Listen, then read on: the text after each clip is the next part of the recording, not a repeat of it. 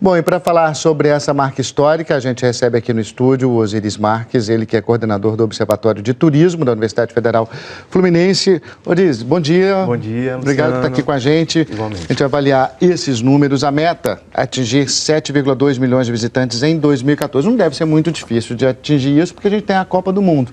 Tem esse facilitador, né? Mas senão a gente não conseguiria, na sua avaliação?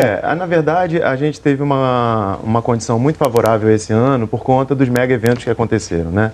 Só se a gente pensar só na Jornada Mundial da Juventude, a gente recebeu quase 1,5 milhão de pessoas, quase 2 milhões em alguns momentos. Então, o Rock in Rio também foi um elemento importante. A gente teve alguns facilitadores esse ano que nos ajudaram a atingir essa meta de 6 milhões de turistas, que é uma marca histórica, porque o Brasil ficou durante a década dos anos 2000 todo em torno de 5 milhões e de repente consegue ultrapassar. A gente tem mesmo que festejar o fato de estar chegando a essa marca de 6 milhões, apesar de, como a repórter falou, a gente está aquém de outros países, até como o México, por exemplo, que é um país semelhante a nós, que recebe por ano 20 milhões de turistas. Muita coisa, né? E a gente tem outro número aqui que chama atenção, que de cada 2 turistas que visitaram o Brasil em 2012, um veio de países limítrofes, né? Os nossos vizinhos, né? Está aí o número de 2 milhões dos argentinos. Isso é porque a nossa comunicação é melhor com esses países, né? O governo pretende melhorar essa comunicação, mas isso é que está surtindo efeito, já que a infraestrutura ainda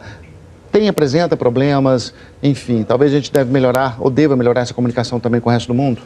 Com certeza, na verdade, a comunicação, o marketing, a divulgação do destino é sempre uma questão muito importante para que o destino seja conhecido, para que as pessoas divulguem o destino, mas, por incrível que pareça, apesar da globalização, apesar da gente estar numa economia cada vez mais global, quando a gente pega os números, na verdade, os números, eles são, de fato, os turistas, eles viajam mais pelos países próximos mesmo, né? Você pega assim, a Europa, a maior parte dos turistas europeus são da própria Europa, né? A gente pega aqui o Brasil, o maior visitante é o argentino. No caso do México, o principal visitante é o americano. Então, a gente precisa realmente divulgar melhor a nossa marca. Como a gente sabe, a gente tem riquezas maravilhosas que precisam ser melhor exploradas, a gente precisa ter uma estrutura melhor. Apesar da gente saber que tem sido feito um trabalho, a própria Embratur está fazendo um trabalho muito bacana, os institutos de pesquisas, existe um esforço da gente melhorar essa marca. Então, esse esforço se traduz nesse número e talvez a gente consiga realmente chegar até 2014. A gente poderia ter um número ainda maior pela nossa potencialidade, mas eu acho que a gente está no caminho correto. E o brasileiro em si, você acha que existe uma falta, por exemplo, assim, até mesmo de como receber? O brasileiro não está preparado para receber turista. Eu vejo muito uma percepção de que a cidade é bonita, os hotéis estão aí, então a gente não precisa fazer muito esforço para agradar o turismo, o turista, para que ele possa voltar. Isso é um problema do brasileiro ou não? É um problema, mas por outro lado, a gente fez uma pesquisa na Jornada Mundial da Juventude E na Copa das Confederações, que apontava que no caso do Rio de Janeiro, o principal ativo nosso era a hospitalidade, né? Então, a gente tem um bem receber muito importante, a gente é um povo caloroso, mas a gente precisa tornar esse receber um pouco mais profissionalizado, né? A gente precisa capacitar melhor as pessoas, os taxistas que recebem os turistas, enfim, todos os níveis de serviços, eles precisam ser melhorados, apesar de estar vendo esforço. Até porque também sentido. A imagem do Rio de Janeiro, às vezes, é que a gente imagina que é a que mais atrai mesmo, ou que é a cara do Brasil, mas olha só, numa pesquisa feita aqui dentro, sobre o ranking das melhores capitais aí, o Rio de Janeiro aparece em terceiro lugar, vem o São Paulo em primeiro, depois Porto Alegre, avaliando quesitos como higiene, educação, infraestrutura, ou seja, Porto Alegre está melhor que o Rio de Janeiro para receber o turista. A gente está agora com uma série de investimentos para tentar mudar isso, né? Quer dizer, a gente no Rio de Janeiro está tentando melhorar a mobilidade, as obras do Porto Maravilha tentando criar um espaço interessante para o turista e para a população também, porque o lugar só é bom para o turista quando é bom para a população também, né?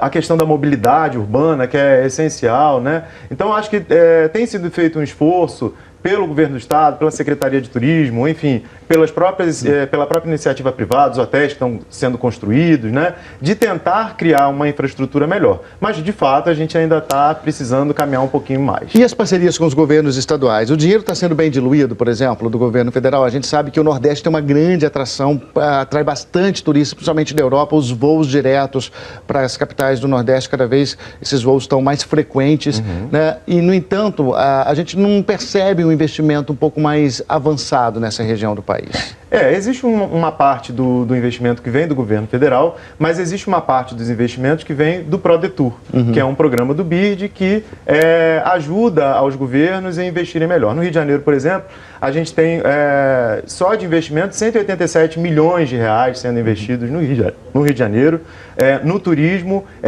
espalhado por 23 municípios. Então, é um trabalho a longo prazo, né, porque as coisas não acontecem de uma hora para outra, mas, de fato, tem sido feito um esforço nesse sentido, de melhorar os investimentos. Agora, a gente tem que pensar também nos aeroportos, também tem que pensar como que esse turista chega, né, nas diversas cidades brasileiras. Isso é extremamente relevante. Isso é verdade. Vamos falar um pouquinho de economia, Osíris. O Nordeste é a região brasileira que mais se beneficia com o turismo em relação à economia, né? As atividades relacionadas ao turismo representam quase 10% do PIB da região. A gente tem um grande potencial. Você acha que se a gente conseguisse, por exemplo, colocar todo esse potencial realmente a favor do turismo, isso representaria o quê na nossa economia, né? Até onde a gente pode chegar em termos de números de turistas e de aquecimento da economia de nação?